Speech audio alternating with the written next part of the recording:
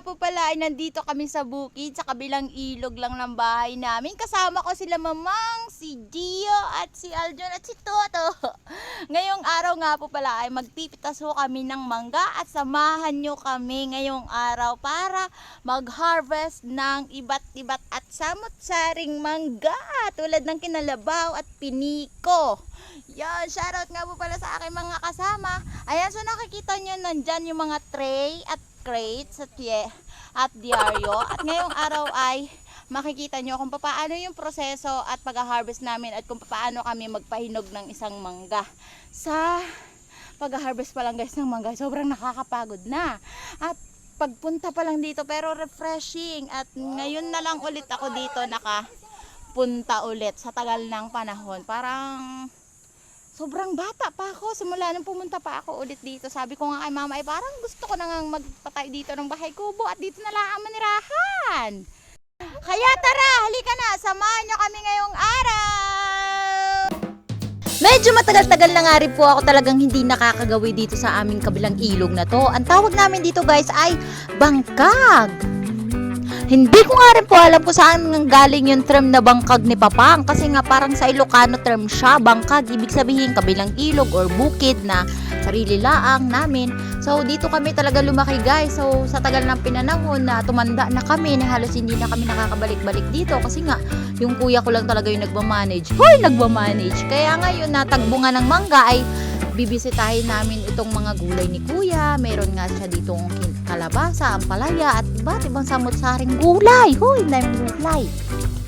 Dito rin talaga guys sa amin sa kabilang ilog ay marami din talaga si Papang natanim na mangga. Kaya naman nung kinalaunan at kinatagal-tagalan na ng panahon ay ngayon nga ay nagbubunga na siya at pwede na namin siyang harvest. Sa pag-harvest naman guys at papalago ng mga mangga ay may puhunan din. Hindi ito hinihingi or bunga laang sa panahon. Mahirap mag-estimate ng bunga ng mangga kapag bunga lang siya sa panahon. Dito guys ay nagdala na rin talaga kami ng yelo kasi kasagsagan ni talaga ng tutong init na panahon. Para kang kapag hindi ka nag-inom ng 3 basong tubig sa loob ng 1 oras, abay ikaw ay may stroke! Kaya bago nga kami mag-umpisang mag-harvest ay naghanda rin kami ng mga kagamitan.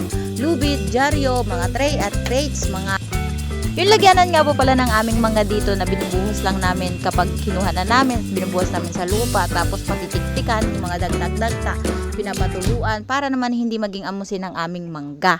Tapos nilalagay namin doon sa may balulang, sa ginagawa lang gamit yung dahon ng buli, pinagkakadugtong-dugtong o pinagtatahi-tahi para maging banig siya. Tapos kapag tinikom siya, nagpaliwanag, maging balulang na siya. Dahil nga wala talaga magbabantay ng anak ko, ay sinama ko na din talaga sa pag-harvest. Kitang-kita nyo naman yung mga hitik na hitik sa gulang yung aming mga bunga na yan, na sobrang dami talaga naglalambitin sa dami ng aming haharbisin. Sana lang hindi talaga nakawin. So yun na nga ay kailangan na nga namin mag-umpisa sa aming pag-harvest dahil medyo kainitan na din talaga. Pero yung tamang pag-harvest lamang po ng mangga ay mga alas 10 para daw hindi madagta. Kasi kapag ang mangga ay maaga mong pinitas, masyadong madungis o madagta. Hoy, may naisip na naman kayong tips para sa amin. Dahil nga sobrang atat na kami at kailangan na naming magmadali at medyo kumukulog na rin, ay nag-try na nga ho ako na magsarukang ng mangga. Sa pag-harvest po ng mangga ay sobra kang dapat lawak ang patient mo. Patient in English. Kung tiyaga-tiyaga ka lang kasi hindi talaga gaanong madali ang mga proseso. Kasi nga, kailangan mo mag-harvest. Yung mga yantik, nagkakalat, nagapunta sa iyong damit. So, delikado rin siya. Lalo na yung experience ko. Hindi ko talaga makakalimutan, guys. Tapos, kailangan maging maingat para yung balat ng iyong mga mangga ay hindi madungis, hindi dagtain, hindi balat kawayan. Kaya yung pag-harvest, hindi pwedeng malamog. Hindi rin talaga basta ganun-ganun na lang na kapag hinarvest mo, kapag kinuha mo na, nasarakwang mo na, ay ilalagay mo na lang dyan sa lupa at pababayaan mo lang dyan na magkalat ay hindi gayon. So nakakuha na nga ako dito guys ng ilang piraso at hindi nga kaya sa 4 or 5 ang makarga sa sarukang ay ilalagay mo na siya dyan isa-isa doon sa may nakalatag na dyaryo para hindi nga siya dungisan, para hindi siya magasgasan at magalaw-galaw ng ibang something. Uy, ba't naman gayon magalaw-galaw ng ibang something? Ganun lang yung process, iingatan mo lang siya katulad ng pag-ingat niya sa akin. At tapos harvestin mo lang siya, talagang tiyagaan lang talaga yung pagkukuha, sinasarukhang, may dulo na basket na ganyan, tapos may buko. Papaliwanag.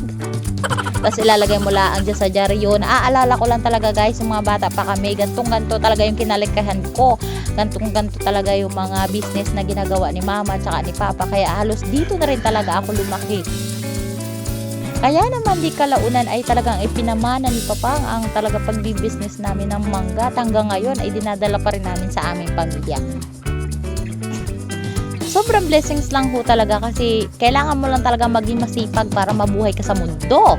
Hindi mo kailangan umasa sa ibang tao, kailangan mo lang maging masipag, matyaga para makasurvive ka sa pang-araw-araw mo na buhay, lalo na ngayon na sobrang mahal na ng bilihin, sobrang mahal na ng bigas, sobrang mahal na ng mga pagkain, mga pangangailangan mo sa pang-araw-araw. Yung 1,000 mo halos barya na laang yun guys sa gagastusin mo sa isang araw. Yung 1,000 mo na pinaghirapan sa buong buwan or sa buong linggo ay sobrang barya na laang yun. Parang hindi mo nga mararamdaman kapag ginagastos mo na. So dito naman guys is naglatag na nga ako ng pangalawang diaryo na dito sa pangalawang puno na harvestin namin kasi nga sobrang dami rin talaga ng yantik kaya nakakainis din. At ako na nga ang kumuha noon sa isang tray. Ganito lang po talaga yung process dito. Pagkatapos punuin ni Jowa yung isang tray ng SM, ilalagay mo lang na ganyan, tapos hihilahin mo. Nahirapan din talaga ako sa paghila dito kasi sobrang bigat. Hindi ko rin talaga akalain na akala ko aalalayan niya ako dito. Ay, gusto mo ba naman na binuhat ko lahat yan? Ay, napakabigat talaga guys ng mangga. Tapos binubuhos lang yan dyan. So, hindi mo kailangang ibuhos ng agad-agad para malamog. Hindi talaga. Utay-utay laan mo lang ang ibuhos. Tapos isalansan mo lang at patitik-tikin yung dagta para hindi talaga siya madungis. So pagkatapos nga namin makaharvest ng mga ilang tray ay hindi na rin talaga namin matiis na magutom.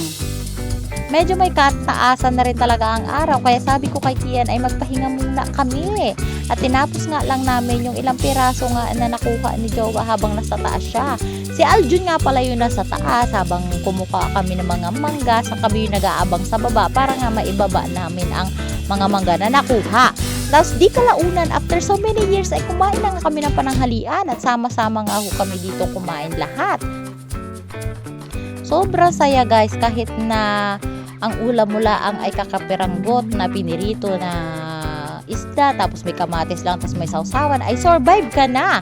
Sobra talagang masarap kumain sa bukid kasi nga yung hangin, yung preskong tubig, yung preskong hangin, yung oxygen na nalalanghap mo ay todo presko, kasing presko ko, syarey.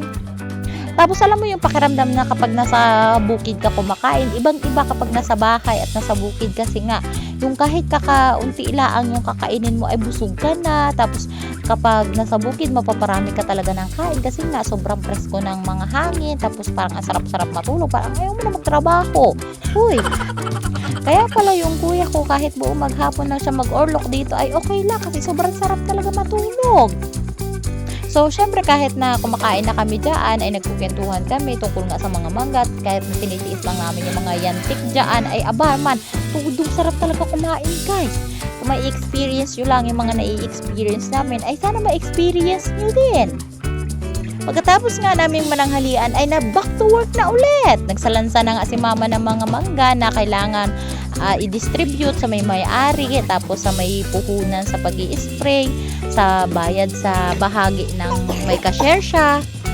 Kasi sa pagmamangga guys, dapat marami kang kasosyo or halimbawa sa isang puno, dalawa lang kayo, hati kayo sa pag-i-spray ng gamot, hati kayo sa pagbubunga, sa pag-i-spray buwan-buwan, sa puhunan, lahat ng gastos dapat mailabas muna.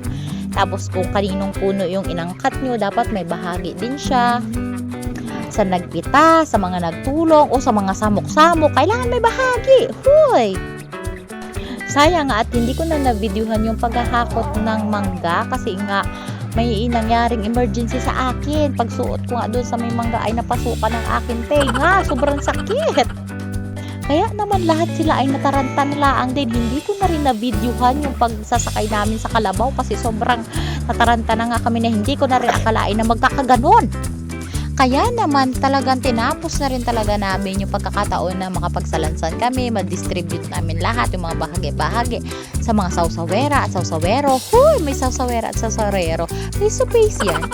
So dahil nga nakakapagod ang buong maghapon namin at nakakasobrang thrill ang lahat ng mga pangyayari sa buhay ko, ay tatapusin ko na ang aking video at sana may tutunan kayong tips or nag-enjoy kayo sana sa aking vlog ngayon for today. Thank you so much!